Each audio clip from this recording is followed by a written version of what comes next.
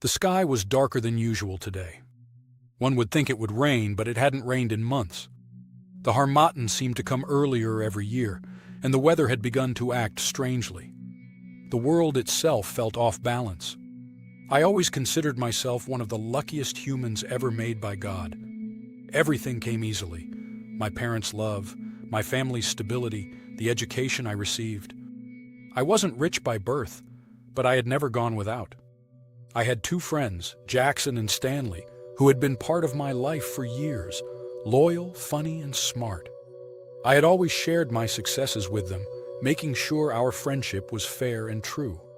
But love had never been kind to me. Every girl I dated left me at the last moment, each heartbreak harder than the last. 15 years after college, and I still haven't found a woman to build a life with. My mother always said, "Gabriel, you deserve the best. Be patient." But 10 failed relationships later, I was beginning to question her wisdom. That afternoon, my secretary Mary appeared in my office. "Mr. Gabriel, the contract bid has come in. Do you want me to drop it here or hand it over to the project manager?" I motioned for her to leave it on my desk. "Drop it here. I'll review it. And call the project manager. I want a meeting later." And then I thought about her. She seemed loyal, and she clearly liked me. For a moment I wondered, should I give it a chance? But before the thought could fully settle in my mind, I pushed it away. No, not now. I can't deal with office drama on top of everything else.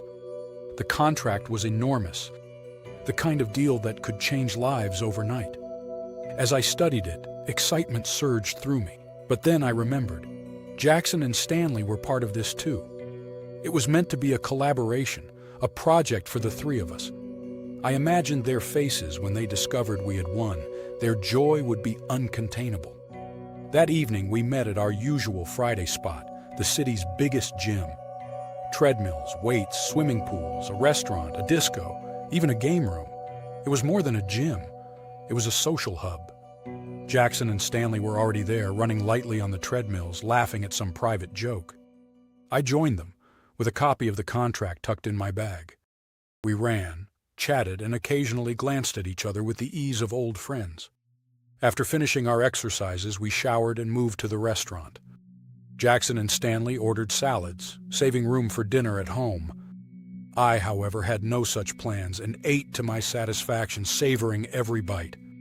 Finally, I leaned in, unable to contain my excitement. "Jackson, Stanley, we got the contract. The three of us will work together. Finally, our big project." Stanley laughed lightly, but there was something off in his tone. "Are you sure, Gabriel? You've already made so much more than us. Maybe it's better if we handle this one ourselves. We've always been unlucky. Not like you." Jackson frowned.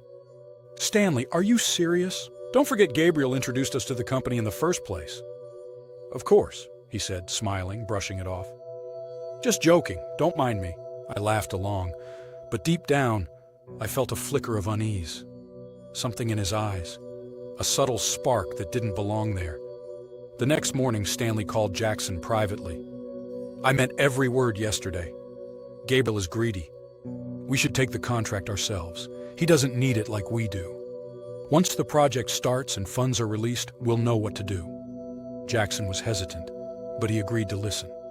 Over the next few weeks, we began work on the project. Everything seemed normal. Schedules, planning, meetings. I trusted them completely. Then came the first sign of danger. It was a regular Saturday morning, or so I thought. My phone buzzed with a message from Stanley. "Gabriel, I'm at the shopping mall with some luggage. Can you pick me up? My car wouldn't start this morning, so I had to take an Uber to the mall. Now it's at the mechanic's shop, and I'll need a ride to go pick it up." I didn't think twice. Stanley had always been a friend I would do anything for. I drove to the mall, parked, and watched him struggle with 2 large suitcases. "Here, let me help you with that," I said, sliding the trunk open. He smiled, that easy, confident smile that always made me let my guard down. What I didn't know was that in the seconds I loaded the bags, he had slipped something into a hidden compartment behind them, a small stash of hard drugs. A perfect, incriminating frame designed to ruin me. We drove back to my apartment, talking casually about the contract, our plans, and the project we had all worked so hard to win. It felt normal, easy, like nothing in the world could go wrong. Later, I dropped him off at the mechanic's shop so he could pick up his car. He thanked me, stepped out, and I gave him a small wave before driving off, heading back home, completely unaware that everything was about to change. But then, without warning, my rearview mirror reflected flashing red and blue lights. My stomach dropped. "What the hell?" I muttered, heart hammering.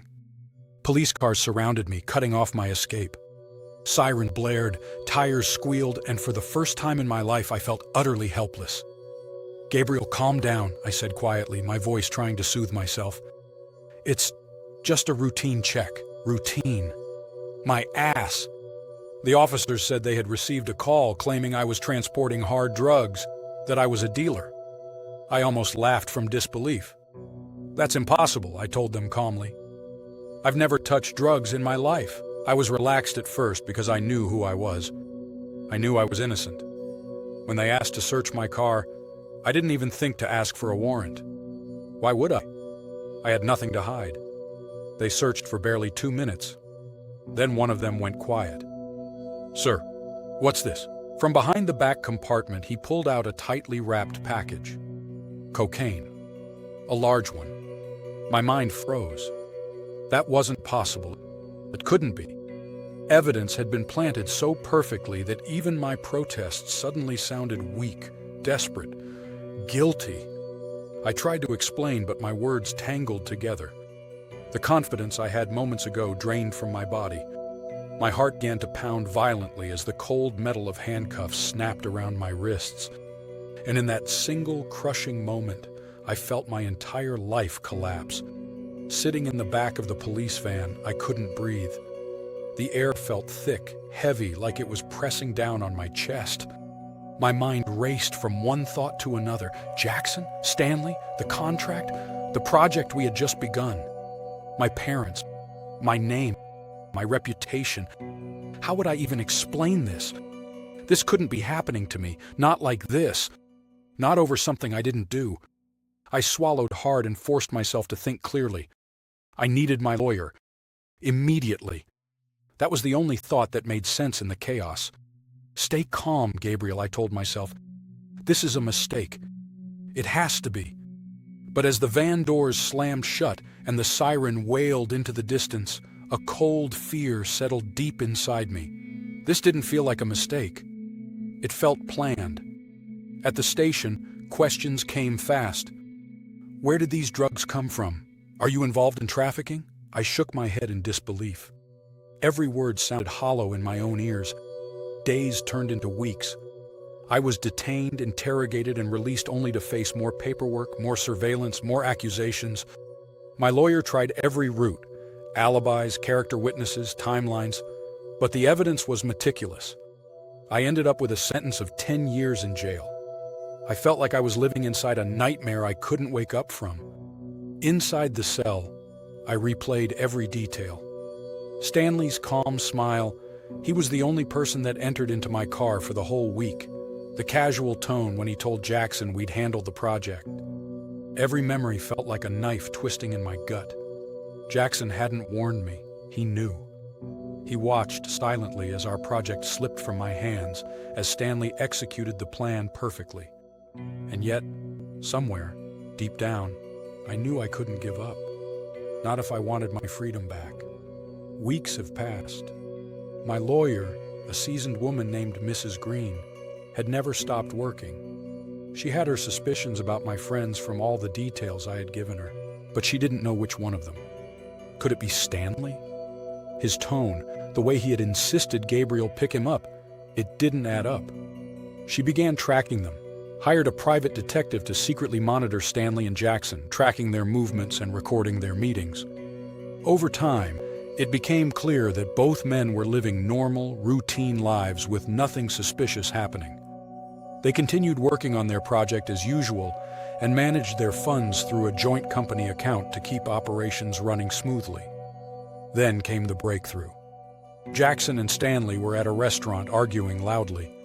Stanley had withdrawn a huge amount of money without Jackson's knowledge, and the conversation quickly escalated. Jackson accused him, "Is this your plan?" To take over everything?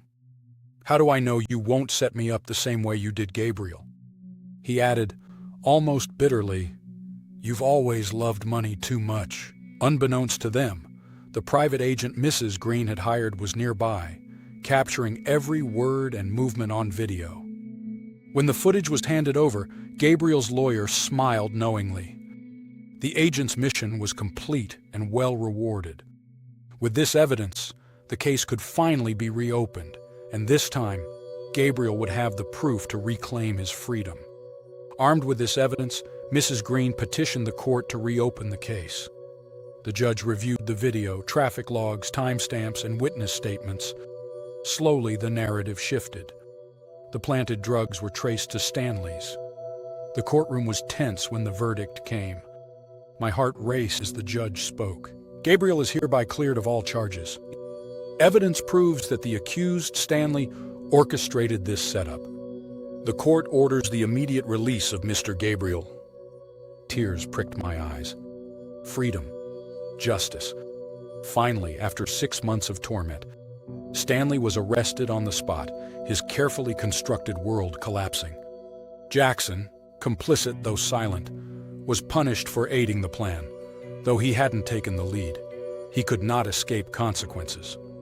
I walked out of the courthouse into the afternoon sun, the warmth hitting my face like a promise of life regained. My friends had betrayed me, yes, but justice had a strange way of arriving, even against the most meticulous schemes. Friendship is fragile, trust even more so. Betrayal can cut deep, leaving scars invisible to the eye. But survival, perseverance, and a sharp mind can turn the tide. As I stepped into the streets, free and breathing deeply, I realized something important. Sometimes, the world tests you not to destroy you, but to make you stronger. And sometimes, the greatest victory isn't wealth or success. It's reclaiming your freedom, your dignity, and your faith in yourself. I had survived Stanley's trap. And in that survival, I had found my true treasure.